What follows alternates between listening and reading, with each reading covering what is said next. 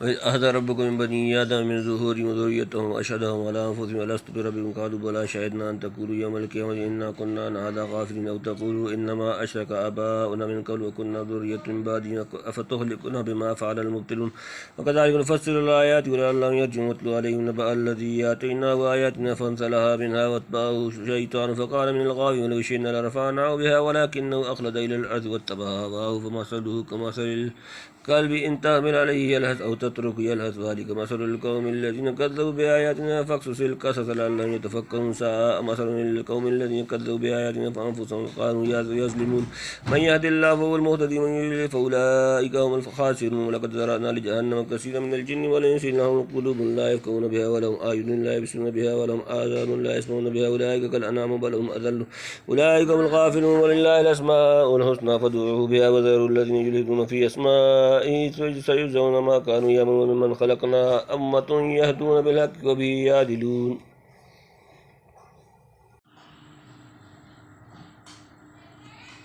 وإذ أخذ ربك من بني آدم من ظهورهم ذريتهم وأشهدهم على أنفسهم ألست بربكم قالوا بلى شهدنا أن تقولوا يوم القيامة إنا كنا عن هذا غافلين وإذ اور جب أخذ لیا نکالی رب کا تمہارا رب من سے کی بنی آدم من سے ظہورہم ان کی پشت ذریتوں ان کی اولاد وأشہدهم اور گواہ بنایا ان کو علی پر انفسهم ان کی جانیں ألست کیا نہیں ہوں میں بربکم تمہارا رب قالوا وہ بولے بلا ہاں کیوں نہیں شہدنا ہم گواہ ہیں ان کے کبھی تقولوا تم کو یوم القیامت قیامت کے دن بے شک ہم کننا تھے ان سے ہذا اس سے غافلین غافل جمع اور جب نکالا تیرے رب نے بنی آدم کو پیٹھوں سے ان کی اولاد کو اور اقرار کرایا ان سے ان کی جانوں پر کیا میں نہیں ہوں تمہارا رب بولے ہاں ہے ہم اقرار کرتے ہیں کبھی کہنے لگو قیامت کے دن ہم کو تو اس کی خبر نہ تھی او تقولوا انما اشرک آباؤنا من قبل وكنا ذریة من بعدهم افتهلكنا بما فعل المبطلون او یا تقولوا تم کہو انما اس کے سوا نہیں صرف شرک کیا آباؤنا ہمارے باپ دادا من قبل اس سے قبل وكنا ہوتے ہم ذریۃ من اولاد من بعدهم ان کے بعد افتهلكنا سو کیا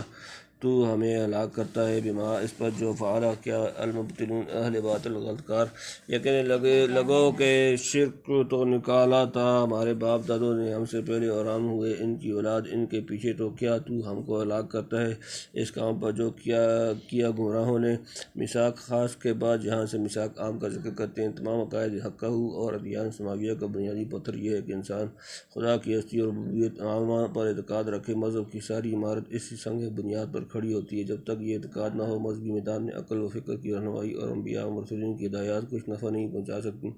اگر پورے غور و تأمل سے دیکھا جائے تو آسمانی مذہب کے تمام اصول و فروع بالآخر خدا کی ربوبیت عامہ کی اسی عقیدے پر منتہی ہوتے بلکہ اس کے تہ میں لپٹے ہوئے عقل سلیم اور وحی و الہام اسی اجمال کی شرح کرتے ہیں پس ضروری تھا کہ یہ تخم ہدایت جسے کل آسمانی تعلیمات کا مبدا و منتہا اور تمام ہدایات ربانیہ کا وجود مجمل کہنا چاہیے عام فیاضی کے ساتھ نوع انسانی کے تمام افراد میں بکیرے دیا جاتا ہے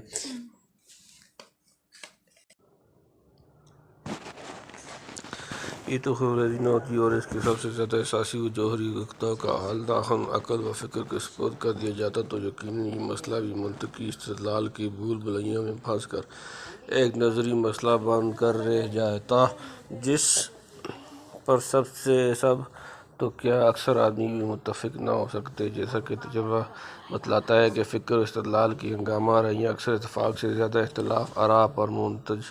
ہوتی ہیں اس لیے قدرت نے جہاں غور و فکر کی قوت اور نور وحی و الہام کے قبول کرنے کی استعداد بنی آدم میں ودیعت فرمائی وہیں اسی اساس عقیدہ کی تعلیم سے ان کو فطرتاً بہرور کیا جس کے اجمال میں کل آسمانی ہدایات کی تفصیل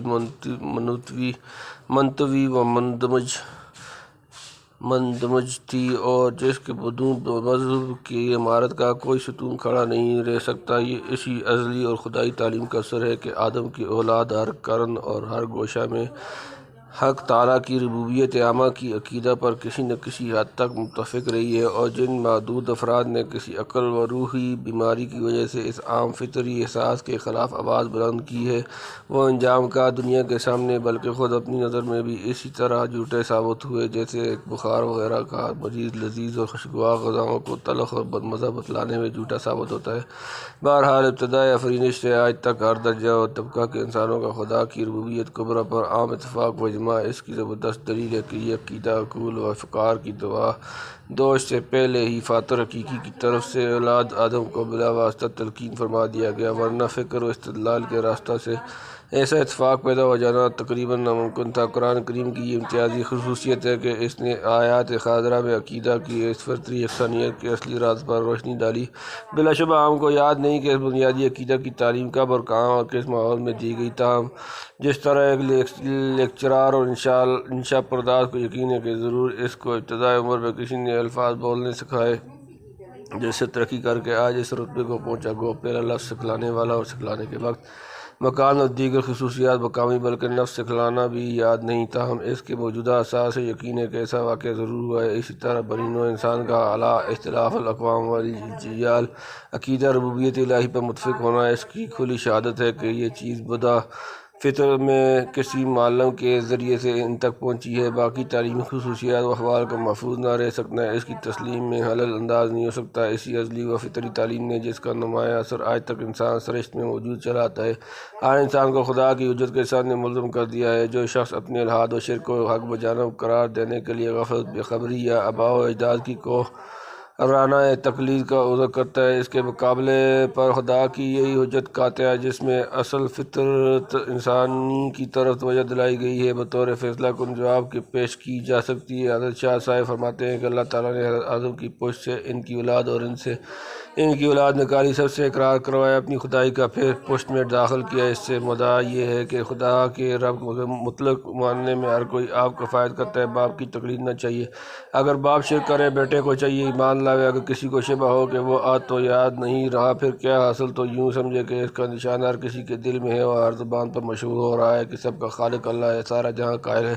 اور جو کوئی منکر ہے یا شرک کرتا ہے سو اپنی عقل ناقص کے دخل سے پھر آپ ہی جھوٹا ہوتا ہے۔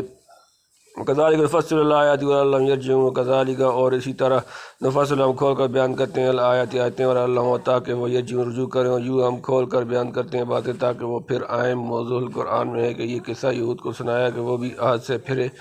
ہیں، ایسے مشرک پھرتے ہیں۔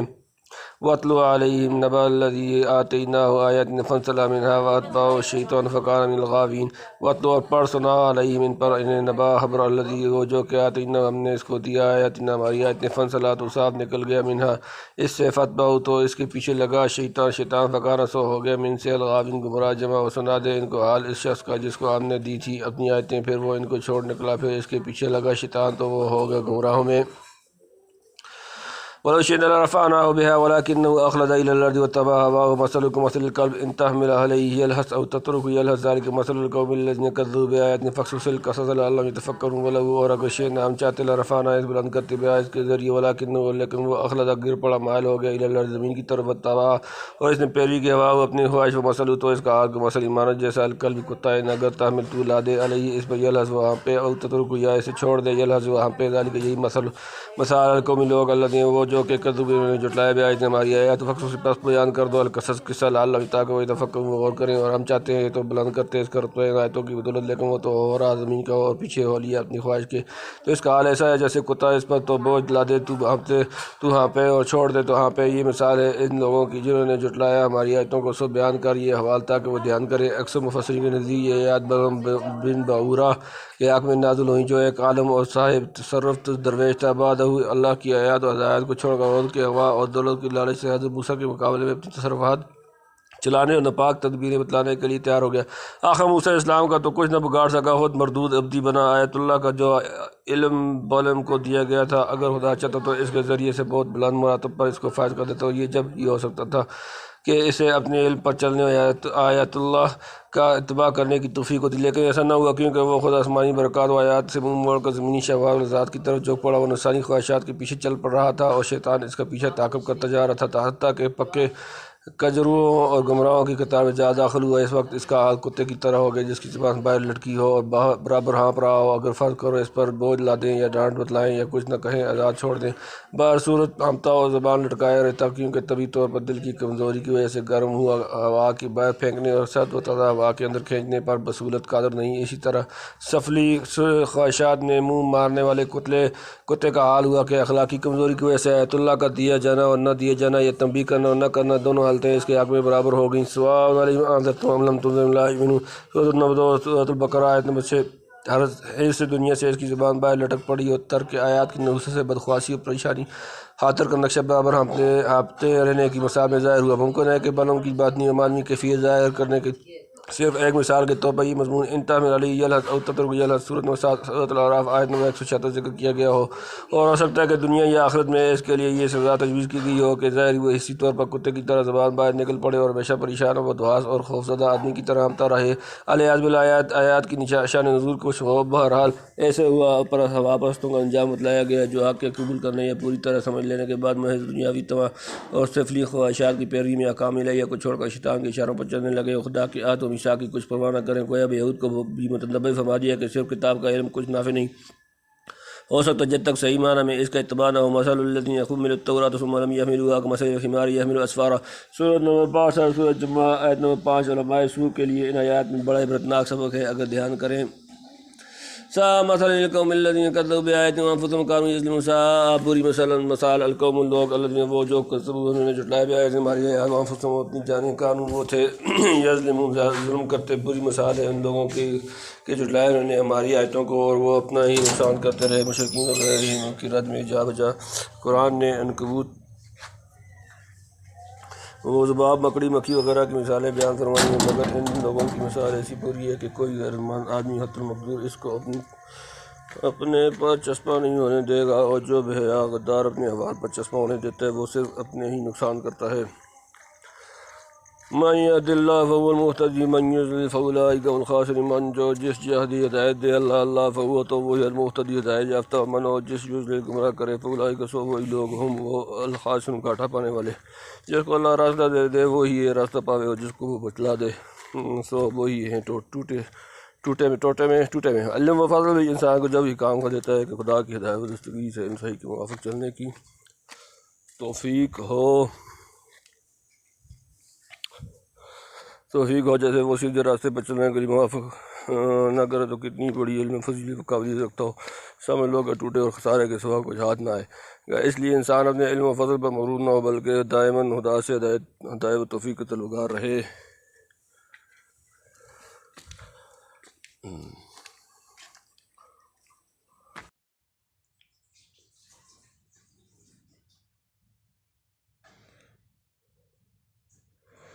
وَلَقَدْ ذَرَأْنَا لِجَهَنَّمَ كَثِيرًا مِنَ الْجِنِّ وَالْإِنسِ لَهُمْ قُلُوبٌ لَا يَفْقَهُونَ بِهَا وَلَهُمْ أَعْيُنٌ لَا يُبْصِرُونَ بِهَا وَلَهُمْ آذَانٌ لَا يَسْمَعُونَ بِهَا أُولَئِكَ كَالْأَنْعَامِ بَلْ هُمْ أَضَلُّ أُولَئِكَ هُمُ الْغَافِلُونَ۔ وَلَقَدْ ذَرَأْنَا اور ہم نے پیدا کیے جہنم کے لیے کثیرًا بہت سے من سے الجن جن والانس اور انسان، اور ان کے قلوب دل لا یفقہون سمجھتے نہیں بہا ان سے، ولہم اور ان کے لیے اعین آنکھیں لا یبصرون نہیں دیکھتے بہا ان سے، ولہم اور ان کے لیے آذان کان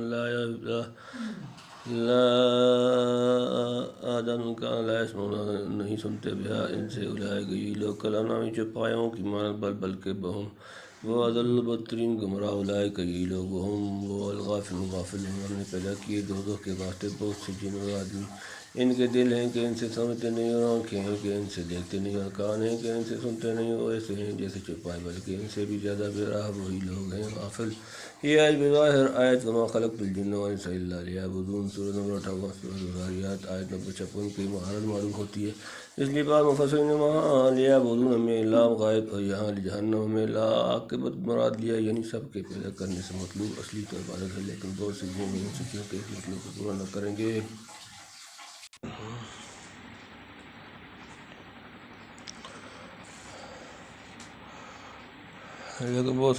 چونکہ اس مطلب کا پورا نہ کریں گے اور انجام کا دوزخ میں بھیجے جائیں گے۔ اس انجام کے لحاظ سے کہہ سکتے ہیں کہ گویا وہ دوزخ ہی کے لیے پیدا ہوئے، کما فی قولی تعالیٰ فالتقطہ آل فرعون لیکون لهم عدوا وحزنا، سورۃ نمبر 28 سورۃ القصص آیت نمبر 8۔ باقی محققین کے نزدیک اس تکلف کی حاجت نہیں، وہ دونوں جگہ لام غایت ہی کا ارادہ کرتے ہیں، مگر لیعبدون میں غایت تشریعی اور یہاں جہنم میں غایت تکوینی بیان کی گئی ہے، یعنی دل، کان، آنکھ سب کچھ موجود ہیں لیکن نہ دل سے آیات اللہ میں غور کرتے ہیں، نہ قدرت کے نشانات کا بنظر تعمق و اعتبار مطالعہ کرتے ہیں، اور نہ خدائی باتوں کو بسمع قبول سنتے ہیں۔ جس طرح چوپائے جانوروں کے تمام ادراکات صرف کھانے پینے اور بہیمی جذبات کے دائرہ میں محدود رہتے ہیں، یہی حال ان کا ہے کہ دل، دماغ، ہاتھ، پاؤں، کان، آنکھ، غرض خدا کی دی ہوئی سب قوتیں محض دنیاوی لذائذ اور مادی خواہشات کی تحصیل و تکمیل کے لیے وقف ہیں۔ انسانی کمالات اور ملکوتی خصائل کے اکتساب سے کوئی سروکار نہیں، بلکہ غور کیا جائے تو ان کا حال ایک طرح چوپائے جانوروں سے بھی بدتر ہے۔ جانور مالک کے بلانے پر چلا آتا ہے، اس کے ڈانٹنے سے رک جاتا ہے، یہ کبھی مالک حقیقی کی آواز پر کان نہیں دھرتے۔ پھر جانور اپنے فطری قوا سے وہ ہی کام لیتے ہیں جو قدرت نے ان کے لیے مقرر کر دیا ہے، زیادہ کہ ان میں استعداد ہی نہیں، لیکن ان لوگوں میں روحانی و عرفانی ترقیات کی جو فطری قوت و استعداد ودیعت کی گئی تھی، اسے مہلک غفلت اور بے راہ روی سے خود اپنے ہاتھوں ضائع معطل کر دیا گیا۔ وَلِلَّهِ الْأَسْمَاءُ الْحُسْنَىٰ فَادْعُوهُ بِهَا وَذَرُوا الَّذِينَ يُلْحِدُونَ فِي أَسْمَائِهِ سَيُجْزَوْنَ مَا كَانُوا يَعْمَلُونَ۔ وَلِلَّهِ، اور اللہ کے لیے، الاسماء نام جمع الحسنیٰ اچھے، فَادْعُوهُ پس اس کو پکارو، بِهَا ان سے، وَذَرُوا چھوڑ دو، الَّذِينَ وہ لوگ جو یلحدون کج روی کرتے ہیں، فی اسمائہ اس کے نام، سیجزون قریب وہ بدلہ پائیں گے، ما جو کانوا یعملون وہ کرتے تھے۔ اور اللہ کے لیے ہیں سب نام اچھے، سو اس کو پکارو وہی نام کہہ کر، اور چھوڑ دو ان کو جو کج راہ چلتے ہیں، اس کے ناموں میں وہ بدلہ پا رہیں گے اپنے کیے کا۔ غافلین کا حال ذکر کر کے مومنین کو متنبہ فرمایا کہ تم غفلت اختیار نہ کرنا، غفلت دور کرنے والی چیز خدا کی یاد ہے، سو تم ہمیشہ اس کو اچھے ناموں سے پکارو، اچھی صفات سے یاد کرو۔ جو لوگ اس کے اسماء و صفات کے بارے میں کج روش اختیار کرتے ہیں، انہیں چھوڑ دو، وہ جیسا کریں گے ویسا بھگتیں گے۔ خدا کے ناموں اور صفتوں کے متعلق کج روی یہ ہے کہ خدا پر ایسے نام یا صفت کا اطلاق کرے جس کی شریعت نے اجازت نہیں دی، اور جو حق تعالیٰ کی تعظیم و جلال کے لائق نہیں، یا اس کے مخصوص نام اور صفت کا اطلاق غیر اللہ پر کرے، یا ان کے معنی بیان کرنے میں بے اصول تاویل اور کھینچ تان کرے، یا ان کو معصیت مثلاً سحر وغیرہ کے مواقع میں استعمال کرنے لگے، یہ سب کج روی ہے۔ وَمِمَّنْ خَلَقْنَا أُمَّةٌ يَهْدُونَ بِالْحَقِّ وَبِهِ يَعْدِلُونَ۔ وَمِمَّنْ اور سے جو خلقنا ہم نے پیدا کیا، امتن ایک امت گروہ، یہدون وہ بتلاتے ہیں، بالحق حق کے ساتھ، ٹھیک، وبہ اور اس کے مطابق، یعدلون فیصلہ کرتے ہیں۔ اور ان لوگوں میں کہ جن کو ہم نے پیدا کیا ہے ایک جماعت ہے کہ راہ بتلاتی ہے سچی اور اس کے موافق انصاف کرتے ہیں، یہ جماعت امت محمدیہ مرحومہ ہے، علی صاحبہ الصلاۃ و تسلیم، جس نے ہر قسم کے افراط اور تفریط اور کج روی سے علیحدہ ہو کر سچائی اور انصاف و اعتدال کا طریقہ اختیار کیا اور اسی کی طرف دوسروں کو دعوت دیتی ہے۔ آگے اس امت کے مخالفین اور حق کی تکذیب کرنے والوں کا ذکر ہے۔